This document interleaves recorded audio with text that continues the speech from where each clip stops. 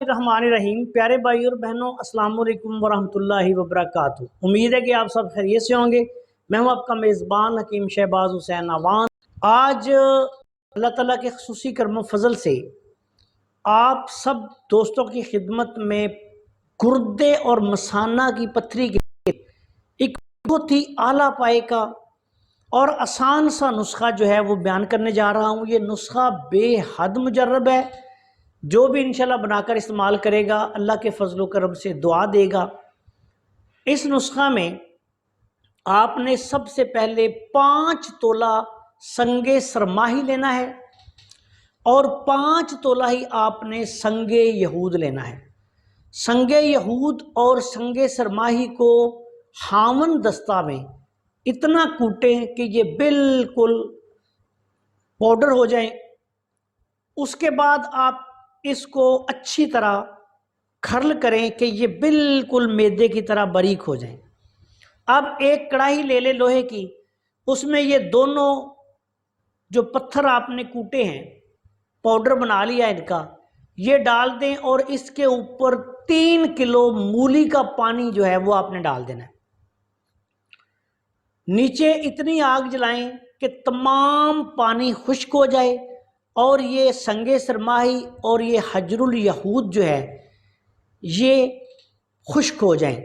پانی خشک ہو جائے گا اور یہ بھی پاؤڈر سا بن جائے گا۔ اس کے بعد ان کو اچھی طرح سے باریک پیسیں۔ 2 تولہ آپ نے اس میں کلمی شورا اور 2 تولہ جو کھار، کلمی شورا بھی خالص ڈالنا ہے، جو کھار بھی خالص ڈالنا ہے۔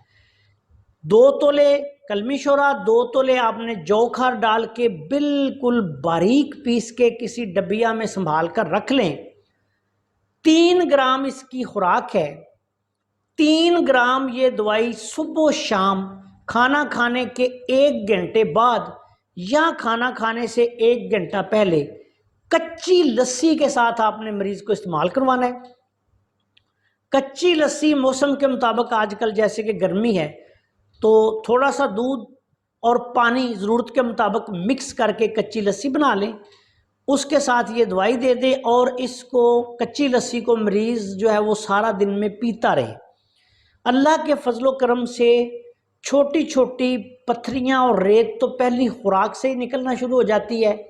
4-5 خوراکوں میں پتھری جو ہے وہ ٹوٹ ٹوٹ کر نکلنی شروع ہو جائے گی اور چند دنوں میں انشاءاللہ تعالی گردے اور مثانہ صاف ہو جائے گا۔ ایک بات یاد رکھیں کہ بعض اوقات جب پتھری ٹوٹ کر خارج ہوتی ہے تو مریض کو درد بھی ہوتی ہے، تکلیف بھی ہوتی ہے اور بعض اوقات پیشاب کے ساتھ خون بھی آنا شروع ہو جاتا ہے تھوڑا بہت مل کر۔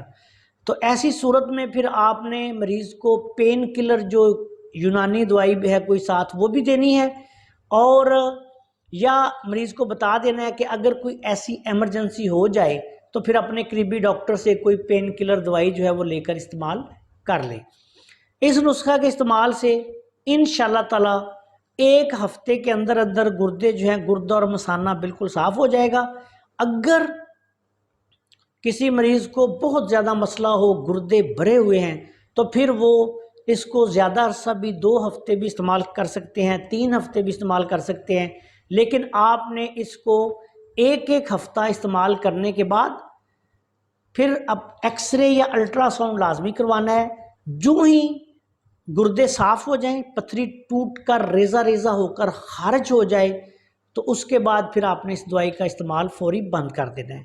گردے یا مثانہ کی پتھری کے لیے، ریت کے لیے بڑی پتھریاں ہوں، چھوٹی پتھریاں ہوں، پیشاب کی تنگی ہو، پیشاب کی جلن ہو، ایسی تمام صورتوں کے لیے بہت ہی اعلیٰ پائے کا نسخہ ہے۔ علاج کے دوران تمام گرم چیزیں، تیز مرچ مسالے وغیرہ بند کر دینے ہیں، اور اس نسخہ کو کوشش یہ کریں کہ کسی اچھے اور کامل طبیب کی زیر نگرانی ہی استعمال کیا جائے۔